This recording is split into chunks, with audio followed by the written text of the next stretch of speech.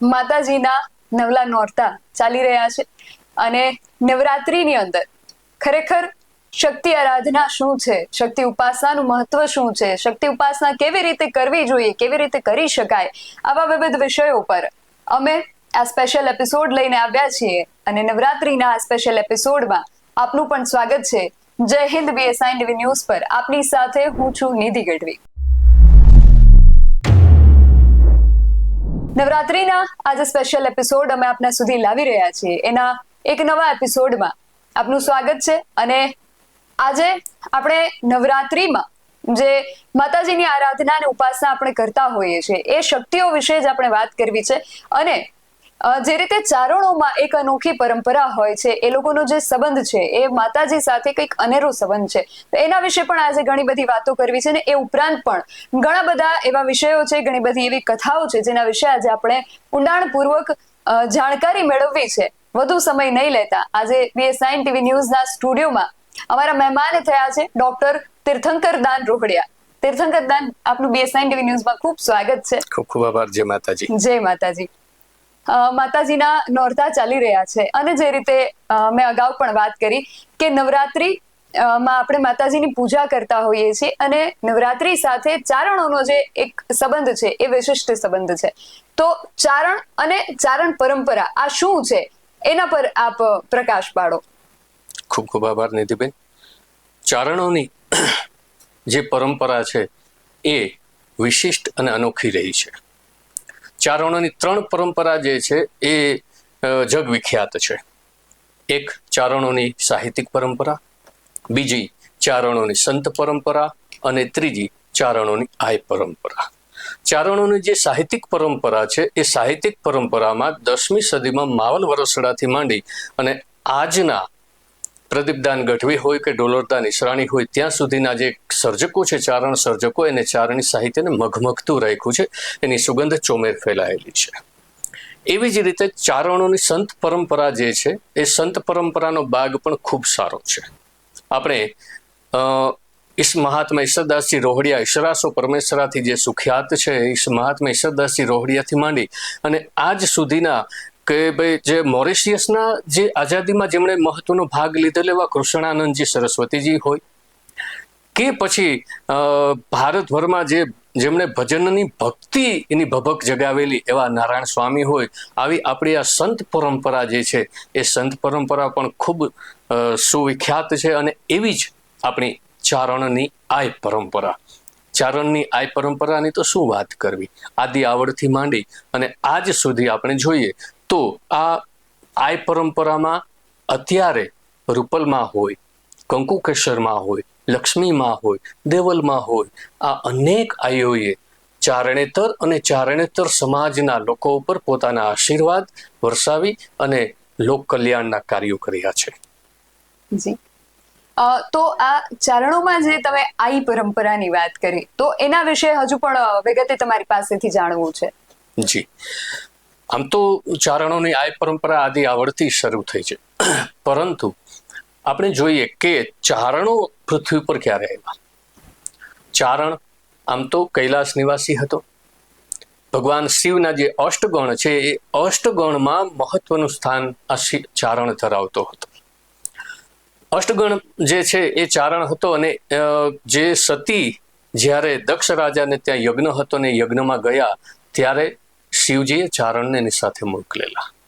આ ચારણ પૃથ્વીરાજાએ પૃથ્વી વસાવી એટલે પૃથ્વીરાજાએ શિવજીની આરાધના કરી, આકરી તપસ્યા કરી અને તપસ્યા કરી શિવજી પ્રસન્ન થયા એટલે પૃથ્વી ઉપર સંસ્કાર, સંસ્કૃતિ અને સાહિત્યના પ્રચાર પ્રસાર અને વહન અર્થે ચારણોને શિવજી પાસેથી પૃથ્વીરાજાએ માગી લીધા.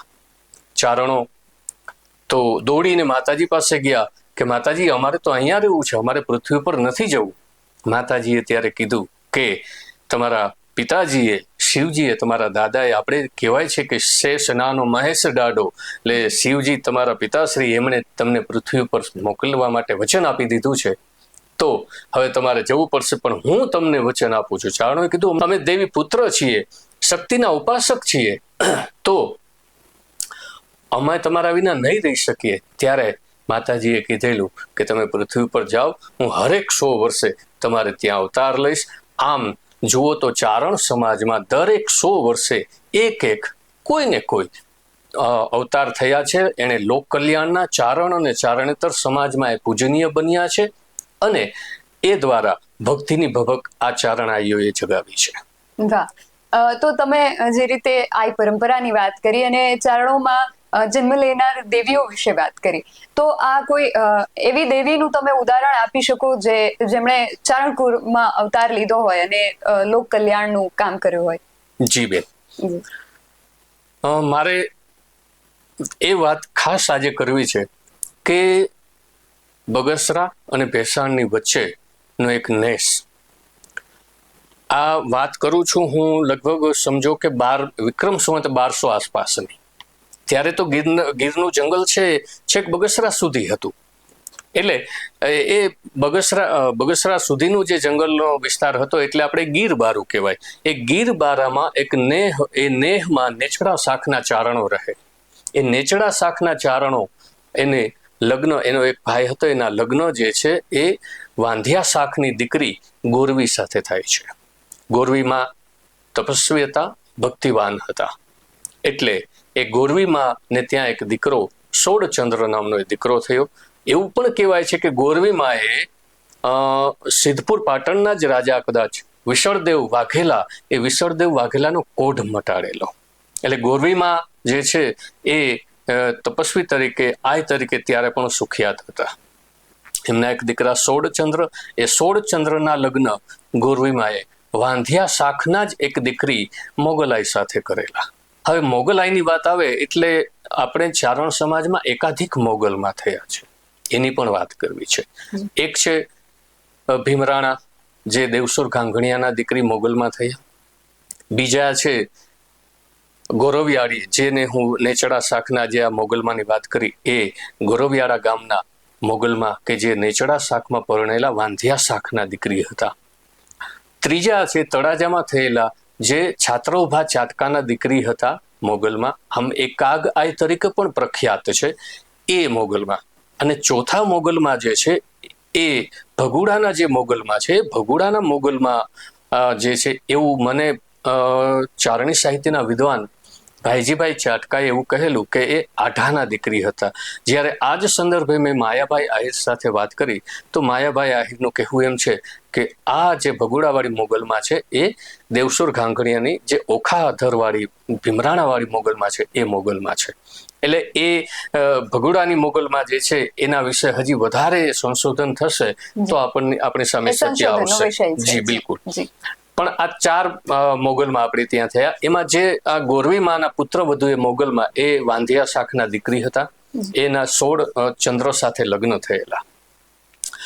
સોડચંદ્રની સાથે લગ્ન થયા અને પછી એમની સાથે એક દાસી આવેલી વડારણે એક વખત મજાકમાં મોગલમાને એવું કહ્યું કે સોડચંદ્રએ મને તાલી મારી. એટલે મોગલમાને લાગે એવું કે ચારણ ઉઠી અને આવું કરે. ખરેખર તો પેલી જે વડારણ છે, દાસી છે, એને તો મજાક જ કરી હતી માતાજી સાથે.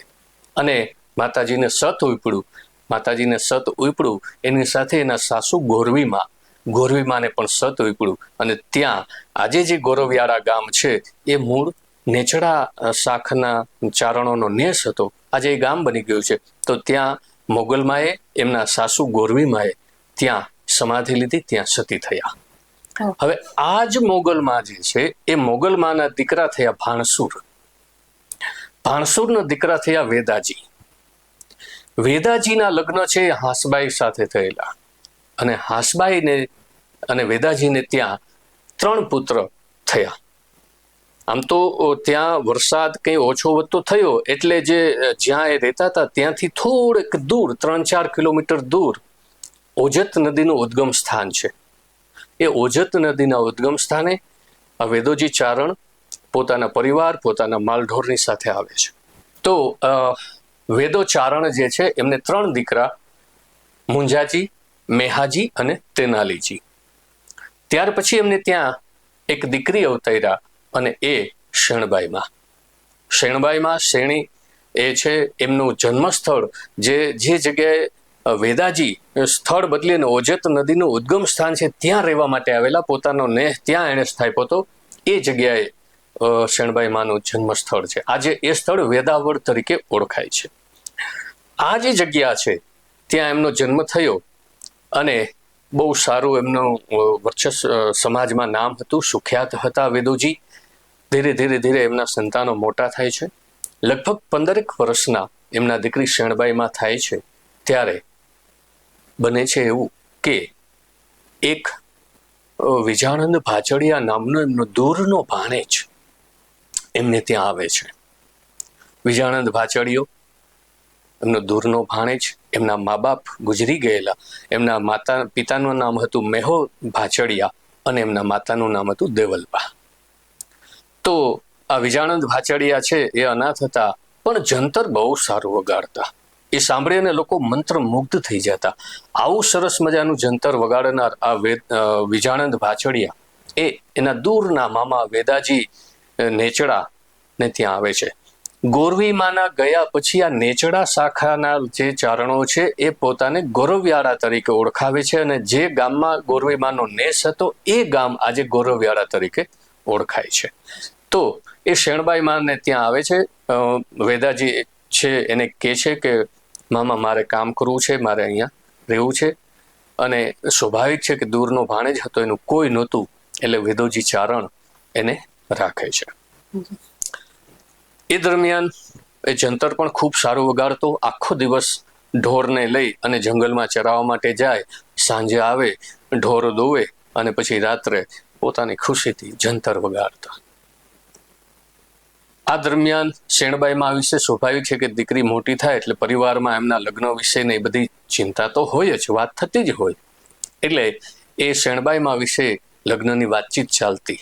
ત્યારે શેણબાઈમાં એક વખત એમના પિતાશ્રીને કીધેલું કે પિતાજી, મારે લગ્ન નથી કરવાના, મારે આજીવન બ્રહ્મચારિણી તરીકે રહેવાનું છે, અને હું તો ફક્ત થોડાક સમય માટે આપની પાસે આવી છું, પછી તો મારે પાછું જે 9 લાખ લોબડિયાળીઓ છે એની પાસે જવાનું છે. એટલે મારા લગ્ન વિશે વિચારતા પણ નહીં, એની વિશે વાત પણ ન કરતા.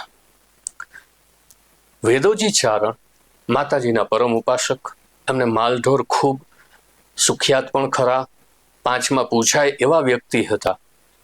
જ્યારે પણ નવરાત્રિ હોય એટલે 9 દિવસ એ માતાજીની આરાધના કરે, ઉપવાસ કરે, તપ કરે. અને 10મા દશેરાને દિવસે એનો નિયમ હતો કે ઉપાસન કરી અને પછી એ પોતાનો ઉપવાસ છે એ છોડતા હતા. અને તે દિવસે એ જે કંઈ માગે એ આપતા એવું એનો નિયમ હતો. સ્વાભાવિક છે કે આ બાબત જે છે એ ચારણોમાં હોય જ. આ પરંપરા જે છે એને પૂજવા વાળો આપણો ચારણ વર્ગ છે જ. એમાં વેદોજી ચારણ આવ્યા. વેદાજી ભાચડિયા એના ઢોર રાખે, ખૂબ એના આત્મીયતા એની સાથે બંધાઈ ગયેલી વેદાજી સાથે વિજાણંદ ભાચડિયાને, અને ખૂબ કામ કરે. આપણે ત્યાં કહેવાય છે કામવાલા છે, વાતું નહીં, એમ કામથી એ વાલા થઈ ગયેલા.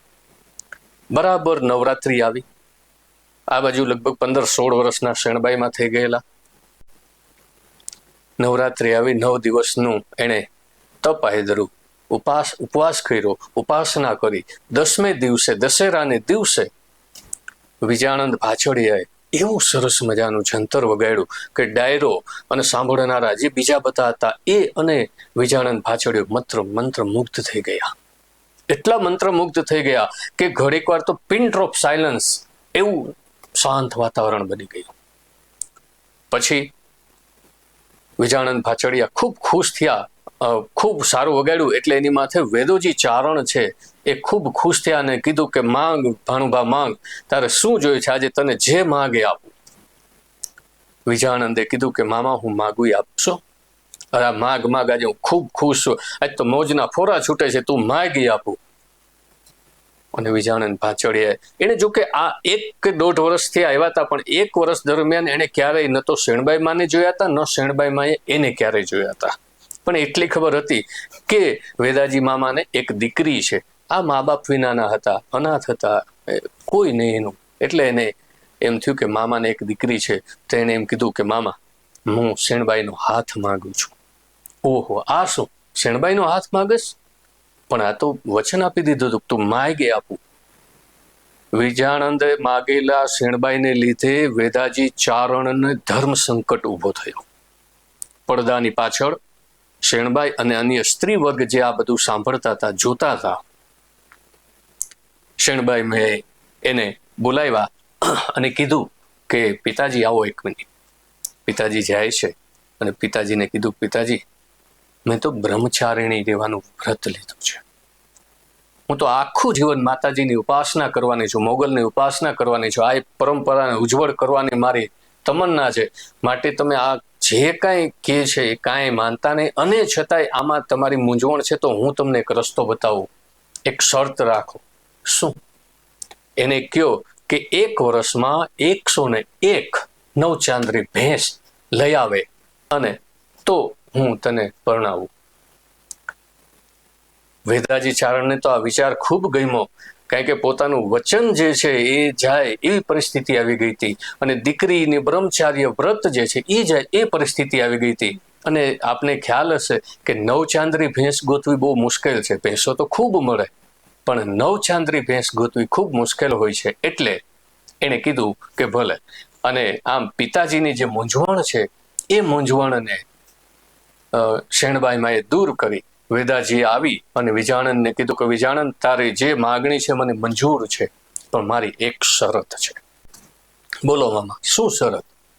મારી શરત એટલી છે, તારે 101 નવચાંદરી ભેંસ લઈ આવવાની છે. કારણ કે તું તો, તારે આગળ પાછળ કોઈ છે નહીં, તું મારી દીકરીને કેવી રીતે રાખી શકીશ, શું કરીશ? એટલે તું 101 નવચાંદરી ભેંસ લઈ આવ, અને આ ભેંસ લઈ આવ, પછી હું તારી સાથે મારી દીકરીને લગ્ન કરીશ. વિજાણંદે સ્વીકારી લીધી શરત, અને એ શરત સ્વીકારી અને એ બીજે દિવસે 101 નવચાંદરી ભેંસ લેવા માટે નીકળી પડે છે. જુદા જુદા રાજ રજવાડાઓ ગામોમાં જઈ જંતર વગાડે, જંતરથી બધાને ખૂબ ખુશ કરે, ખૂબ રાજી કરે, અને જેની પાસે નવચાંદરી ભેંસ હોય એ માગે. અહીંયા એક બીજી પણ વાત આવે છે. કેટલાક લોકો એમ કે છે કે 999 નવચાંદરી ભેંસ માગી હતી. તો કેટલાક અહીંયા નહીં, પણ રાજસ્થાનના બારોટજીના જે ચોપડા છે એ રાજસ્થાનના બારોટજીના ચોપડાઓ એમ કે છે કે વેદાજી ચારણે વિજાણંદ ભાચડિયા પાસે 1.25 મણ સાચા મોતી માંગ્યા હતા. હવે 1.25 મણ સાચા મોતી એ પણ ખૂબ કઠિન કામ છે લઈ આવવા. તો આ 2-3 બાબતો પણ આપણને અહીંયા જોવા મળે છે. પણ અહીંયા આપણે એક વાતથી એ થોડું કરી શકીએ માર્ગદર્શન, કે ગુજરાતના ચારણો છે એ માલઢોર સાથે સંકળાયેલા, જ્યારે રાજસ્થાનના ચારણો છે એ માલઢોર સાથે સંકળાયેલા ઓછા.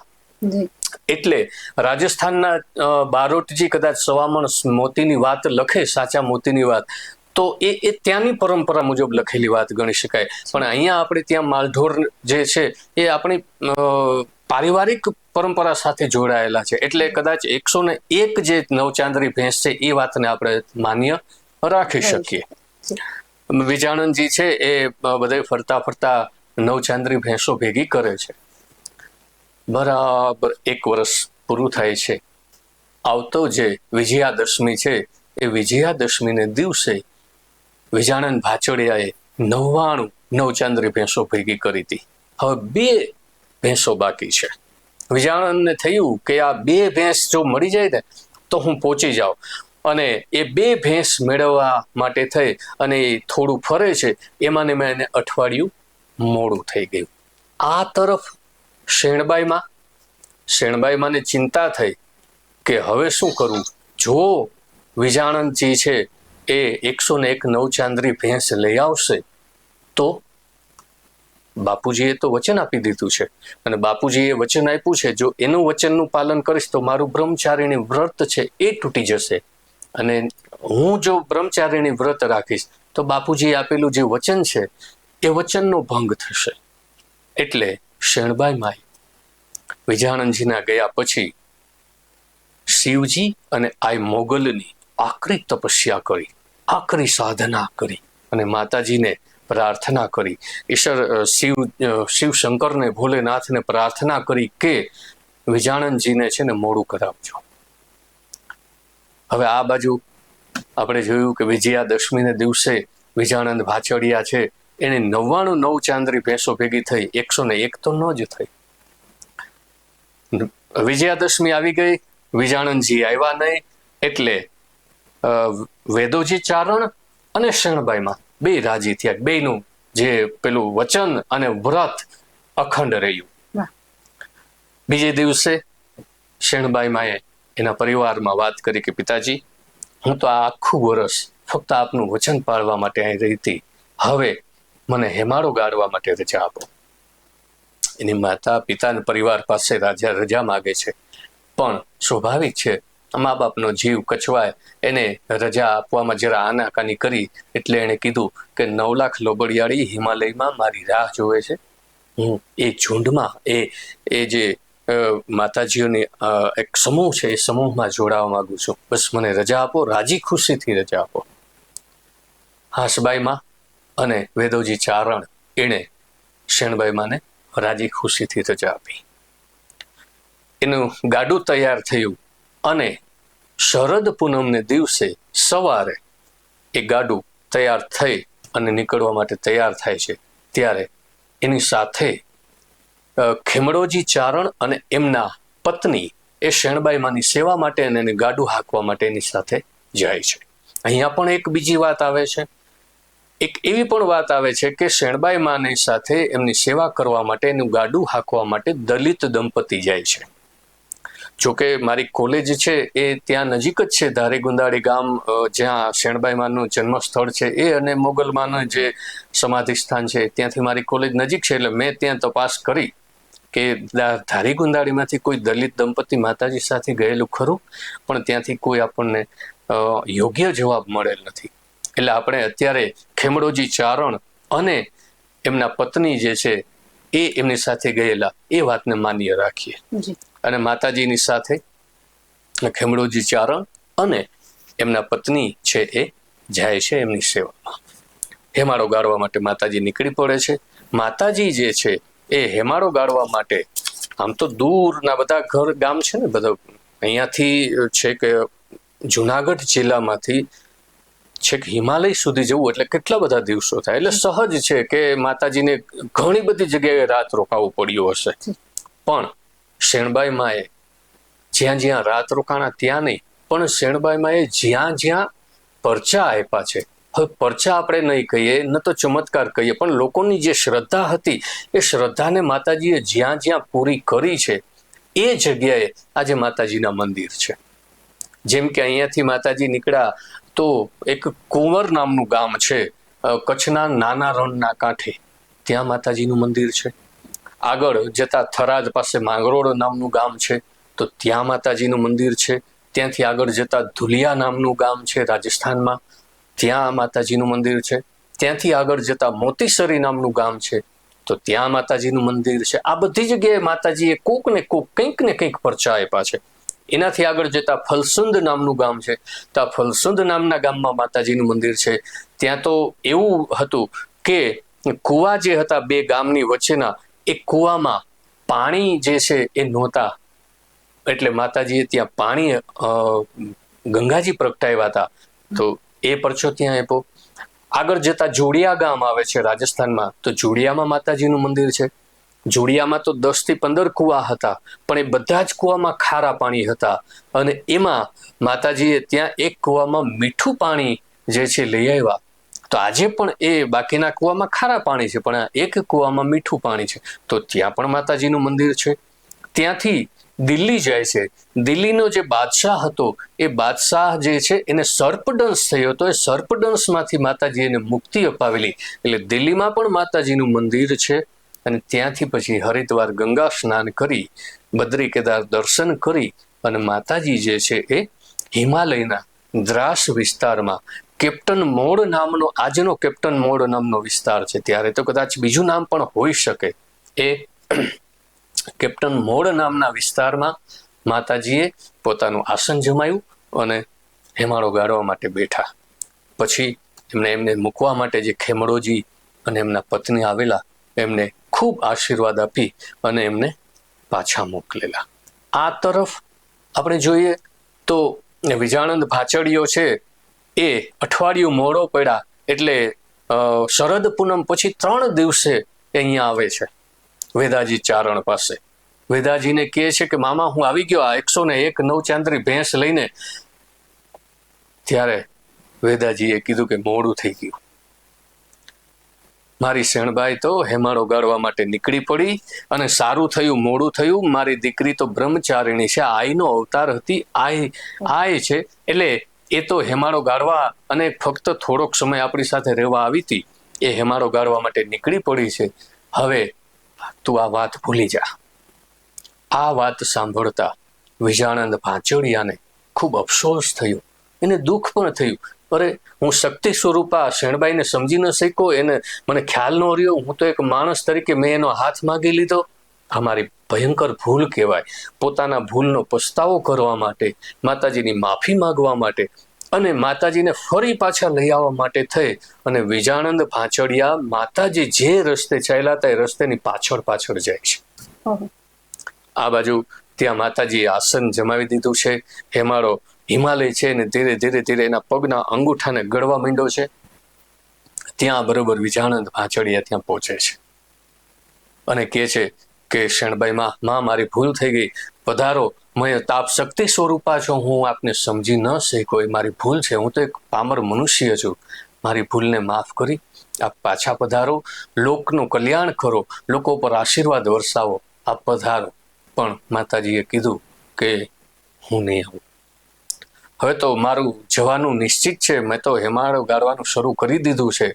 હવે એક કામ કરો વિજાનંદજી, એક વખત છેલ્લી વખત જંતર વગાડી દો. અને વિજાનંદ ભાંચોડિયાએ ત્યાં સરસ મજાનું જંતર વગાડ્યું. ત્યાં તો ઉપરથી જાણે દેવો પુષ્પ વૃષ્ટિ કરતા હોય એવું એક વાતાવરણ બંધાઈ ગયું. અને પછી વિજાનંદ ભાંચોડિયો માના આશીર્વાદ લઈ અને ફરી પાછા આવે છે. એ તો એવું કહેવાય છે કે રાજસ્થાનમાં જ રોકાઈ ગયા અને રાજસ્થાનમાં એમના વંશજમાં કોઈ સુરવીર પુરુષ થયા. એ પુરુષે શેર ઢાયચ, શેર એટલે વાઘ, ત્યાં તો સિંહ હતા ને, રાજસ્થાનમાં વાઘ ખરા, તો વાઘને માર્યો. ઢાયચ એટલે માર્યો. એ શેર ઢાયચ એની એક શાખ પડી અને એમાંથી સિંધાયચ શાખ આપણા ચારણોમાં જે છે એ રીતે ઉતરી આવી છે. અને આ તરફ માતાજી છે એ હેમાળો ગાળે છે. હવે આ તો માતાજીનો જન્મ જે છે એ વિક્રમ સંવંત 1346 ચૈત્ર સુદ 8 દિવસે થયેલો શેણબાઈ માનો જન્મ. અત્યારની વાત થઈ. પણ હવે આજના યુગમાં આ મેં જે મંદિરોની વાત કરી તો એની સાથે એક મંદિર આપણે જોડવું પડે. 1990-91 રાજસ્થાનના એક શેણીદાનજી ચારણ નામના ચારણ, એ મિલિટરીમાં બ્રિગેડિયર હતા. એમનું પોસ્ટિંગ આ દ્રાસ વિસ્તારમાં થાય છે અને આ કેપ્ટન મોડ નામનો વિસ્તાર એના અંડરમાં આવતો હતો. એટલે એ પેટ્રોલિંગ દરમિયાન ત્યાંથી નીકળ્યા અને એણે એક આ મંદિર જોયું. એ મંદિર જોયું એટલે એમણે પૂછ્યું કે આ કોનું મંદિર છે, શું છે આ? તો ત્યાં હિન્દુ લામા કન્યાઓ છે, માતાજીની પૂજા અર્ચના કરે છે આજે. અને 95 વર્ષના હિન્દુ લામા પુરુષ હતા એના પૂજારીજી. એમણે કીધું કે આ કોઈ શેણબાઈ નામની મારવાડ ગુજરાતથી આવેલી દીકરી હતી અને આ એનું મંદિર છે. એટલે આજે પણ હિમાલયના દ્રાસ વિસ્તારમાં કેપ્ટન મોડ નામના વિસ્તારમાં શેણબાઈમાનું મંદિર છે. એ મંદિરની પાસેથી ગરમ પાણીના જરા અને એક બાજુથી ઠંડા પાણીનું ઝરણું બે વહે છે. એટલે આવી આપણી મજાની સરસ મજાની આ આય પરંપરા છે. ફરી પાછા ક્યારેક આ જ માધ્યમથી આ જ આય પરંપરા સાથે મળતા રહીશું. જય માતાજી. વાહ તીર્થંકર દાનજી, આપની પાસેથી આ જે જાણી અજાણી કથાઓ જે છે, ક્યાંક આ કથાઓ તમારા જેવા જે વડીલો છે એમના સંસ્મરણોમાં છે અને અમારા સુધી એને તમે પહોંચાડી એ બદલ આપનો ખૂબ ખૂબ આભાર. અને અમારા દર્શકોને છેલ્લે નવરાત્રીના પર્વ પર આપ શું કહેશો? સરસ મજાની માતાજીની નવરાત્રી ચાલી રહી છે. આપ સૌ માતાજીના નવલા નોરતા દરમિયાન માતાજીની આરાધના કરો. આપના જે પણ કુળદેવી છે એ કુળદેવીની ઉપાસના કરી અને માતાજીની નજીક જવાનો પ્રયત્ન કરો. માતાજી ખૂબ રાજી હોય છે બધા માથે.